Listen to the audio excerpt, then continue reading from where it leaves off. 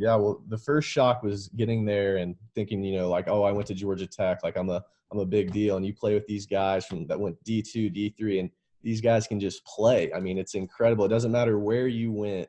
Like, guys are just really good at golf now from all over. No matter like if they were good junior or good in college, like they've just learned how to play. And that's kind of the first realization is like, wow, like everyone's really good. Hello and welcome to the Making the Turn podcast. I'm your host, Vince Drummond. Really excited to bring you guys this week's episode. We interview Vincent Whaley. Vincent is a Web.com Tour rookie in 2019. He has a second place finish and another top 10 already to his name. He currently sits 11th in the top 25 standings.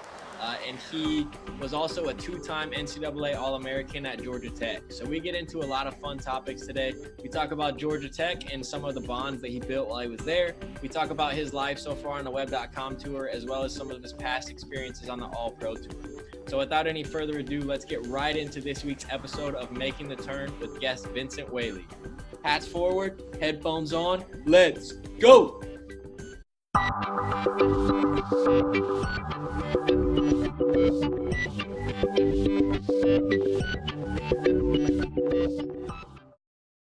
Hello and welcome back to the Making the Turn podcast. I'm your host, Vince Drummond. Really excited to have Vincent Whaley with us today. Vincent is a Web.com Tour player and was also a collegiate golfer at Georgia Tech. So thank you so much for joining us today, Vincent. Yeah, thank you for having me. I'm excited. Awesome. We're looking forward to it too. Before we get started, why don't you just tell everybody a little bit about your story and kind of your history with golf, how you got started in the game and how you wound up where you're at now. Yeah, so I was born in Lexington, Kentucky, and we moved to West Palm Beach, Florida when I was young. And my parents basically just signed me up for a golf camp, one of those junior golf camps, and kind of just fell in love with it. And it's kind of how it all started. And moved to Dallas afterwards, and then just kept playing and had like a great high school team with a bunch of good players, and a bunch of young guys in the area were always really good. So I just kept going with it. That's awesome. Talk a little bit about kind of your college. Obviously, going to Georgia Tech, huge golf school, big alumni base and community. But how did you wind up getting there? We talk a lot on the podcast about junior golf and the college recruiting process and those type of things. So talk just a little bit about your recruiting process and how you kind of wound up at Georgia Tech. Yeah, so I did the AJGA circuit, like I'm sure 99% of all the players, and I played the polo over in Florida, and I grew up a huge Florida Gator fan. So I went and visited all that, and then on the way home, I got an email from the Georgia Tech coach. He's like, hey, why don't you stop by to see what you think? Because we had drove from Dallas over to Florida. So I literally just stopped in, never knew anything about Georgia Tech, and they showed me East Lake and the Golf Club of Georgia and all these places, and I kind of just fell in love with it and thought, I'll keep it in the horizon, and just, one thing led to another and ended up here. That's awesome. And talk a little bit about Coach Hepler, obviously one of the greats in college golf when it comes to coaching. Maybe just some of the things you've learned from him, or some of the things that you've kept with you, or maybe just a story that kind of talks about the type of coach that he is. Yeah, I mean, he's a player's coach through and through. He's really passionate about the team and all that kind of stuff. And he's built just such a good system here, from like the strength and conditioning coaches to just everyone kind of around the team is just, they've been established. They've been here a long time, and there's just kind of this confidence about it. And, he's had so many players that have made it through that he just kind of earns this respect without, really knowing why. But you get in, and it's qualifying all the time. Nothing's given to anyone. I remember when I got here, we had all these great players, and we all it didn't matter. I was in the qualifier with them. It's 6 rounds. If I was one of the top 5 guys, I got to go, even though I was a terrible freshman that hadn't done anything in the last year, but I still had that opportunity. And that's just kind of how he runs his system all the time. No matter kind of who's playing good, he's always going to give guys chances. And I think that's really big, because when you get out on the mini tours, it's Q school, and it doesn't matter who you are, you got to go through it. And I think that's why a lot of his players have had such good success. That's awesome. Talk a little bit about your experience over the 4 years in terms of some of maybe your like personal development side of things. Do you feel like a lot of that came from coach, came from the culture, came from the guys you were surrounded with? What do you kind of attribute a lot of your progression in college to? Yeah, so I kind of committed to college like a little younger, in like my sophomore year of high school, and I kind of just stopped playing a lot of tournaments after that and really wanted to spend time with my friends and enjoy high school. So I came in just really bad, like hadn't played at all, and wasn't a good situation. But Ollie Schneiderjans he was huge for me. I kind of just followed him around for 2 years, just did whatever he did. He got to number 1 in the world, and I was just like, this guy's obviously doing something right. So I just, however he practiced, I practiced, and I literally just followed him around like a little puppy, and it kind of rubbed off on me, and I learned like what it took to be great. So I think he had one of the biggest impacts on me on kind of anyone here, minus, Bruce and Coach Hepler and the assistant at the time. Awesome. Talk a little bit just about that team atmosphere. I mean, the guys that were on the team, when you're on the team, a lot of those guys are now on PGA Tour and names that people who follow golf know. So just talk a little bit about that team you guys had and how special that was and how cool it was to get the chance to learn from players like Ollie and compete against players like Anders and some of those other guys. Yeah, I mean, it was qualifying was very difficult. I kind of right when I got in, I realized how good everyone was, and it was just, I was basically learning from those guys and just seeing what it was like. Just watching them play good and handle all the, because, they get thrown different things with school and all this stuff, and it's just how they handled all of it. And there was this confidence, like I said, in the entire program. Like they knew they were good, and it just kind of rubs off on the rest of the team, and it's kind of a contagious feel. Awesome. One of the things also that comes along with golf, obviously you have the highs and you have some of the rough patches as well. I know when you guys were in school, you came close a lot of times, whether it was making it to match play or making it to NCAA finals. You guys seemed like you were right on the cusp there a lot of different times. So just talk about how you kind of handled that and dealt with that adversity, because it's something I think young golfers need to learn as early as possible, that it's going to come and you need to have a way to kind of deal with it. Yeah, it's the missing match play at the Nationals by a shot. That was one of the hardest things, just because I felt like our team was so good that year, and if we, you just get into match play, anything can happen. But like you said, those things just happen in golf, and it's just kind of knowing that there's a tournament, 2 weeks later. That's the only thing that can kind of get you through it, because it does suck. Like missing Nationals my last year by a shot at regionals, that was because I played terrible that entire tournament. That was one of the hardest things for me, was just getting past that and trying to move on to professional golf after that. But I kind of felt like I'd let my whole team down and all that sort of stuff. And it was very difficult. But yeah, like I said, just knowing it's just a week of golf, and anything can happen. Golf's just such a hard game. It's just, you can't be on all the time, and just looking forward to that next week and just trying to, have that confidence, whether you have it or not, just pretending like you do and kind of fake it till you make it. Definitely. And then obviously now being a professional golfer, how tight is that Georgia Tech bond with both the players that you played with at that time, but also some of the guys who are maybe older than you and have kind of gone through it and can help you as you kind of get started on the professional golf journey and trying to reach the highest level? Yeah, it's been a huge help. Once I turned professionally, I got really close to Roberto Castro, who played here a few years before me and plays on tour now, obviously, but he some reason he just took a liking to me and kind of told me the ropes, helped me. We had a couple sit down dinners and stuff where he's telling me about Q school and how, like, what it took to make it through there, and just a bunch of advice. And I don't think I would have made it through without all his help, to be honest with you. So that, I guess, connection between all the Tech players is big. And I'm still really close to all the guys on the team now. I play up at the Golf Club of Georgia, where they're a member at, and, I play with them every day. And it's crazy how good these guys are. It's incredible. Yeah, that's awesome. Talk a little bit after graduation. So you're done with Georgia Tech, obviously rookie on the web.com this year, but talk about that year and a half or 2 years in between. What were you kind of doing? How were you trying to kind of get your feet wet in professional golf and prepare yourself for getting to that next level? Yeah, so Coach Hepler had always preached to me once I graduated that it was don't chase the Monday qualifiers. They're so hard. So just go play 4-round events where you can make some money and try to stay sharp. So I did the APT tour kind of in like the Southeast region, South Central kind of. And it was incredible, honestly. The guys out there, I had 3 guys out there that played on my high school golf team. So I knew these guys, and it was a bunch of fun, to be honest with you. We got to go stay at these, can't afford hotels, so you're staying at host houses every week with the same guys, but it was a great time, and I really enjoyed it. And you were able to actually make a little bit of money on that tour, so kind of stay afloat. So it was a really cool experience, and one that I'll definitely always remember. Yeah, for sure. And how did you feel like you grew during your time on the mini tours or on the APT tour? Like, what did you feel like you learned there that helped prepare you for getting to Q school and then kind of being able to jump right in the web.com season? Yeah, well, the first shock was getting there and thinking, like, oh, I went to Georgia Tech, like I'm a big deal. And you play with these guys that went D2, D3, and these guys can just play. I mean, it's incredible. It doesn't matter where you went.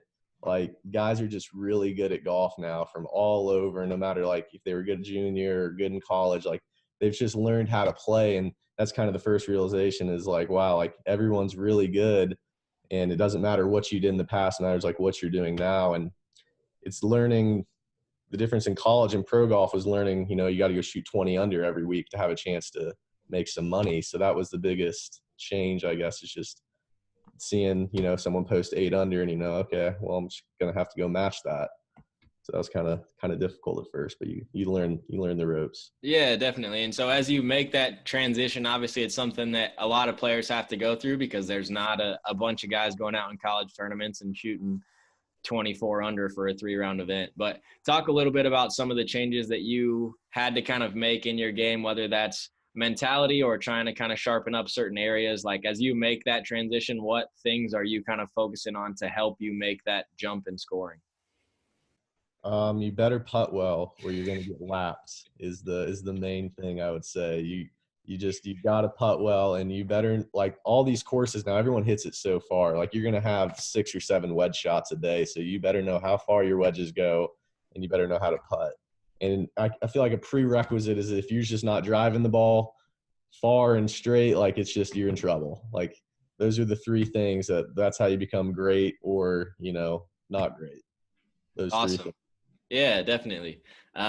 So let's go to Q School, web.com now. Obviously made it through in one of the Q schools that has been talked about as one of the lowest scoring ones of all time. So being able to make it through that, like you talked about, make that transition and be able to go shoot some low numbers and understand that you're going to shoot 15 or 16 under and be kind of almost on that cut line.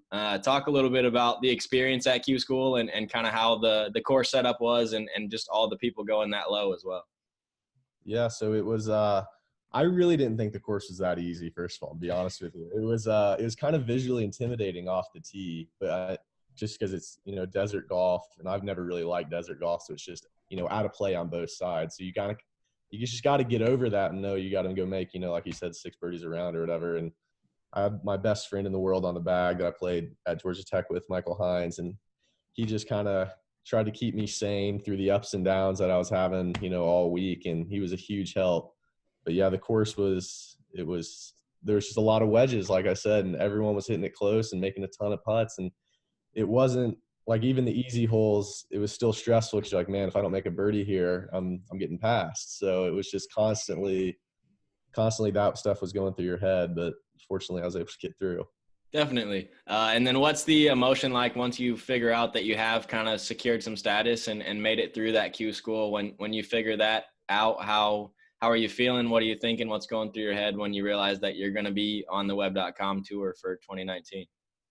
That was a huge relief. I was so excited. It was probably the happiest moment of my life when I realized that I'd gotten my card. But then you don't really realize it.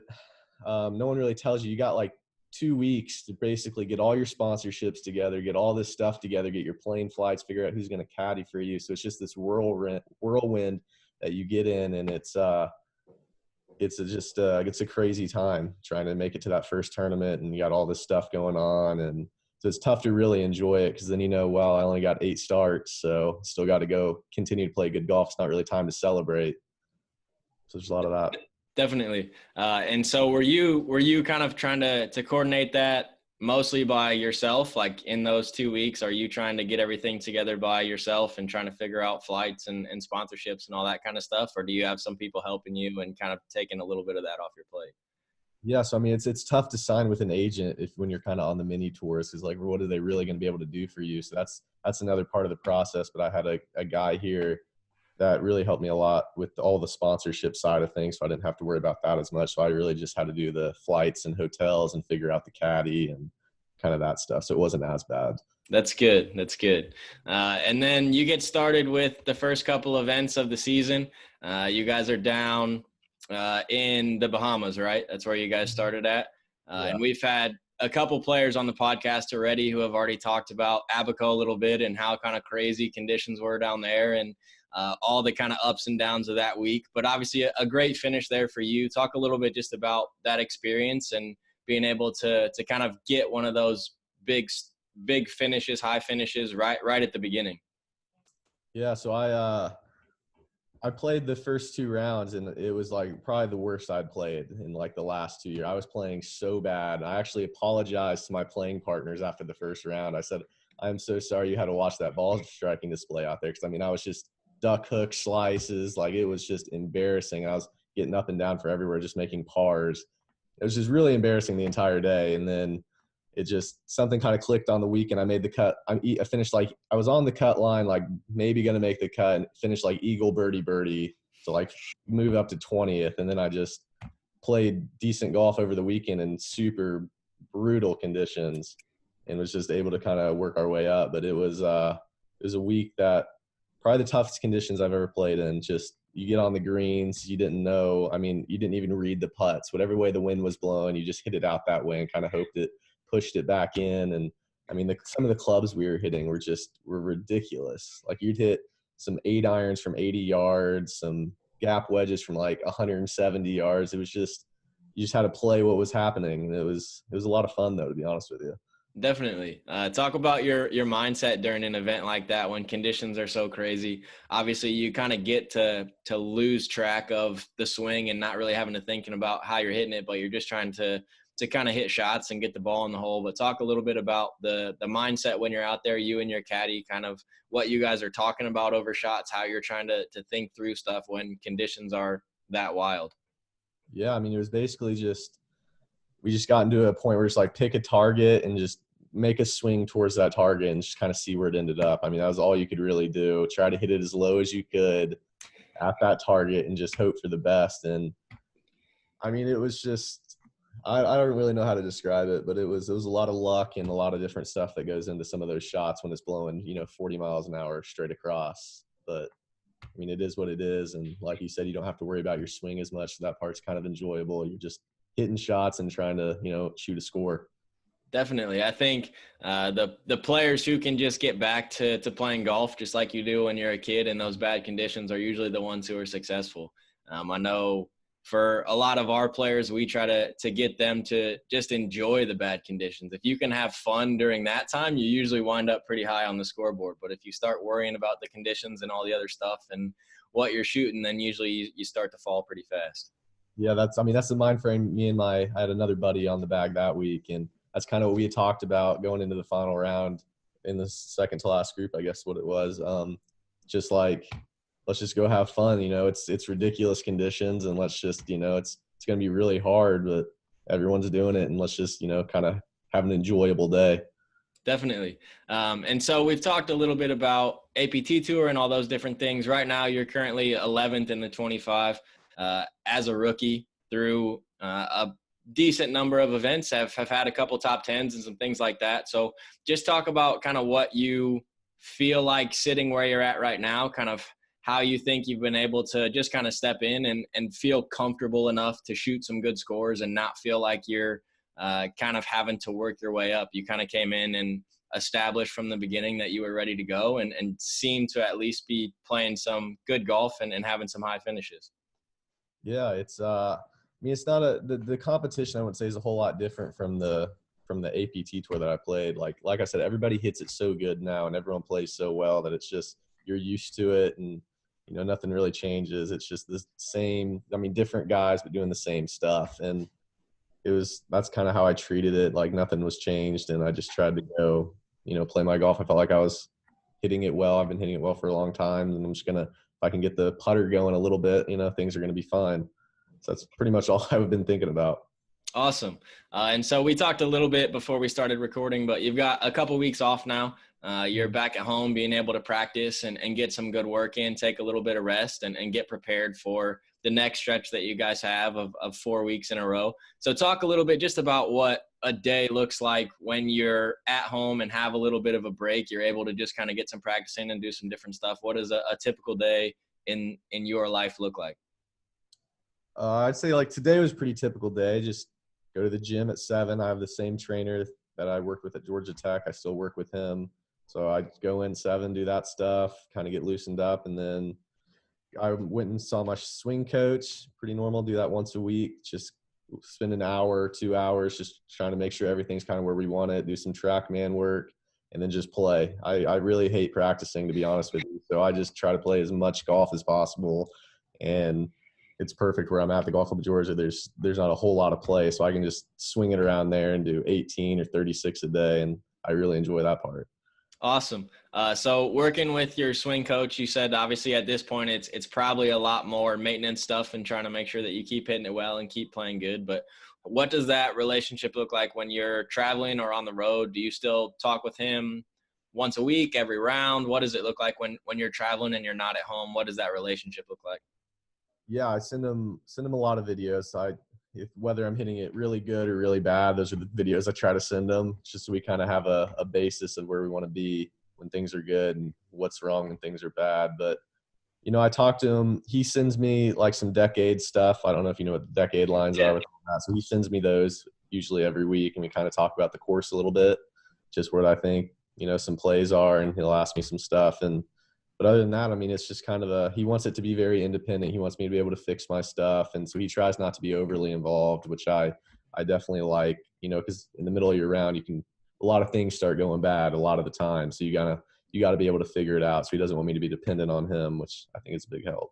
For sure. And so the decade stuff, did you guys do that at Georgia Tech? Is that something that you picked up after you graduated? How long have you been working with the decade stuff?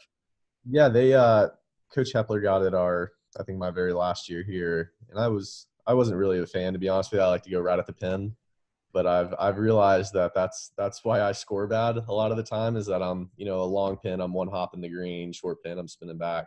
So it's just trying to commit to that stuff. And I mean, I don't do it like to the extent that the decade stuff tells you to, but I mean, I really like the stuff off the tees and that kind of stuff.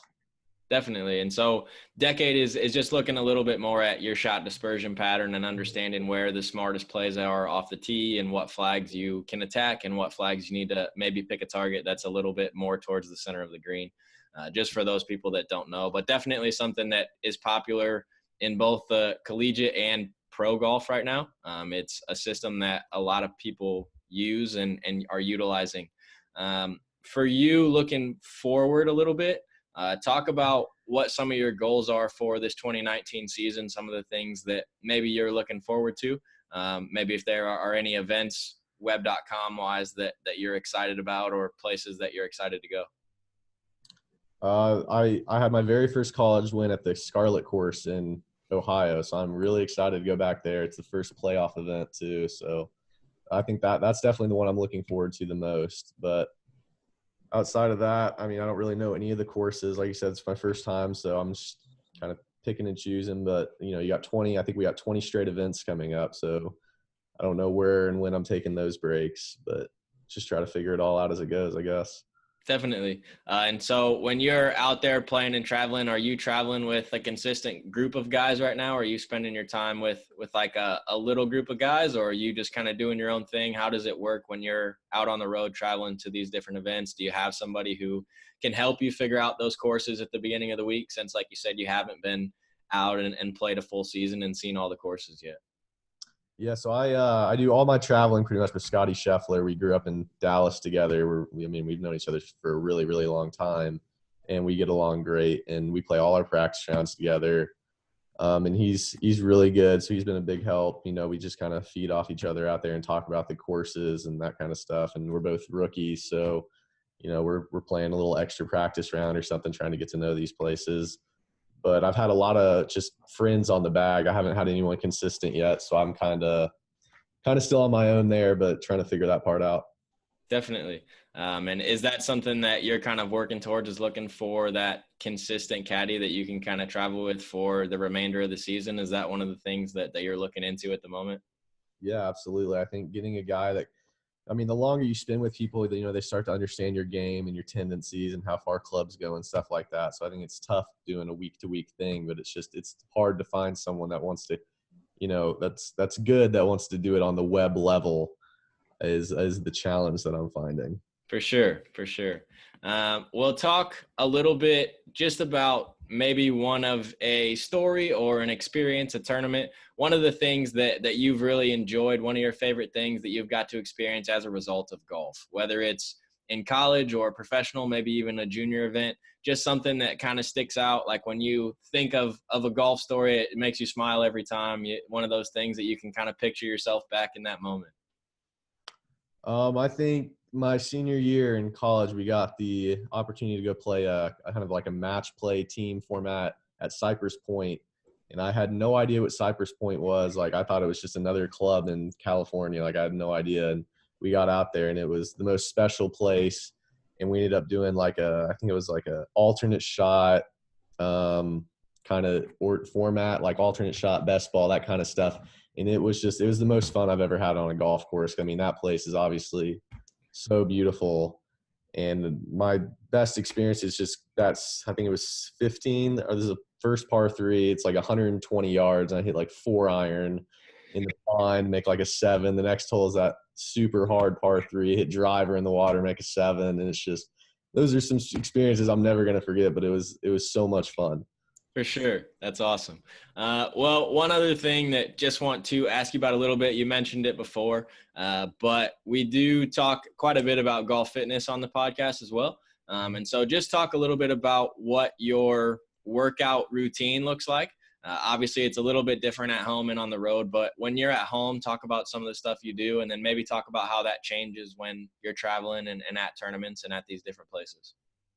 Yeah, so I've always been very on the flexible side. Like, I forget what the word is that they use for it, but Probably like hypermobile. Hypermobile. There you go. So I got a lot of that going on. So I do a lot of like actual strength work, squatting, deadlifting, whatever it is, pretty normal workouts to try to get some stability back in there, just so I don't get injured. And it's helped a ton. But then on the road, my trainer would tell you I don't do much on the road. I'm supposed to do more, but you get so tired. It's tough. But we have elaborate stretching routine where it's just working on mobility and just basically trying to get loosened up for the round so you're not hurting anything. And then recovery afterwards. But I don't do too much on the roads, not as much as I should at least. Awesome. And then just from like a personal standpoint, I'm always curious, what is it like from a fitness aspect when you guys go to these different web.com tour events? Is there a place for you to go like at the golf course? Do you guys kind of have to figure out your own thing? How does that work on the web as compared to some other things? Yeah, the web's actually, they're really, really good about it. Better than I thought they would be. There's usually some type of training place at the actual golf course, but if there's not, like I remember in Florida or whatever, they made some deal with the LA Fitness or wherever we are, they're going to have a gym for us now because it's become such a big part of golf. So I think it's awesome what they're doing. Definitely. That's really cool. Appreciate you giving us some insight on that. We're on to a part of the podcast now we like to do for a little bit more fun. We do it with every guest. It's called the Twilight Nine. So we like to compare it to playing 9 holes in the summer, trying to beat the sun. So we're going to go 9 questions, rapid fire. First thing that pops into your head, just go ahead and spit it back at me. Sound good? Yeah. Go-to pre-round meal. Hard-boiled eggs. Favorite on-course snack? RX bars. Favorite golf course you've ever played? Augusta National. Best golf tournament to watch on TV? Masters. Nice. Golf brand of choice? Titleist. What is your current pump-up song? That's a tough one. Anything Drake. Nice. What's the hardest exercise in the gym? The thing you hate to do the most? Treadmill sprints today were probably the worst thing I've ever done. Yeah. What's the best movie of all time? Can be golf or otherwise. Goodwill Hunting. And what's your favorite sports team? Dallas Cowboys. Nice. Awesome. Well, that's our Twilight Nine, just a little segment we like to do for a little bit more fun to get the guests to know you a little bit more. Real quick, before we let you go, just have a couple more questions to kind of bring in a couple points to really make sure the listeners get the most out of this. So one of the things we ask all the professional golfers that we interview is, what would be one piece of advice you'd give to a junior player who's wanting to pursue professional golf, or a college player who's wanting to pursue professional golf? Somebody who's not quite there yet, but that's their goal. That's what they want to do. What advice would you give them as they try to get prepared for that journey? It's a tough one. I'd say find a swing coach as early on as you can and just stick with them. I think that's big. Don't go, I love a lot of guys that go back and forth changing their swing. Like, there's so many different swings out there. If you can just kind of fine tune what you are, it's going to eventually work out if you just keep putting in the time. And then, like I said earlier, like, you better put the time in around the green, short game, and then wedges are just, that's how you're going to be really good. Awesome. And then one last thing, just go ahead and finish this sentence for me. Professional golf is a lot of fun. Awesome. Appreciate you coming on the podcast today, Vincent. Real quick, let people know where they can follow along with you in your 2019 season. Just Vince Whaley, yeah. What do you? Awesome. So Twitter and Instagram will be down in the description box below. Obviously, you can follow along with Vincent's season on the PGA Tour app as well. Really appreciate you coming on the podcast today, man. It was a lot of fun. Love to get the inside and hear a little bit of your life on the web.com. Yeah, thanks for having me. I had a good time. Thank you so much for tuning into this week's episode of Making the Turn. Want to give a huge shout out to Vincent Whaley for joining us on the podcast today. Vincent is somebody who was a great interview. He provided a lot of great insight into his time at Georgia Tech, as well as his life so far on the web.com tour. Really excited to see where Vincent's career takes him and watch his career take off. Be sure that you give him a follow on social media. I'll be sure to link his Instagram and Twitter down in the description box below. Once again, want to thank you guys so much for continuing to listen to the podcast, continuing to tune in. If you're listening on iTunes or Apple Podcasts, make sure you subscribe so that the newest episodes can come straight to your phone. If you're watching on YouTube, make sure you hit that subscribe button. We'll be able to see new videos every week. Also, just continuing to try to find some great guests for you guys. So if you have any suggestions or anybody you'd love to see come on the podcast, please feel free to drop that down in the comments below or to contact me. All my contact information will be in the description. Thank you guys so much for tuning in to Making the Turn. I'm Vince Drummond, and I'm out of here.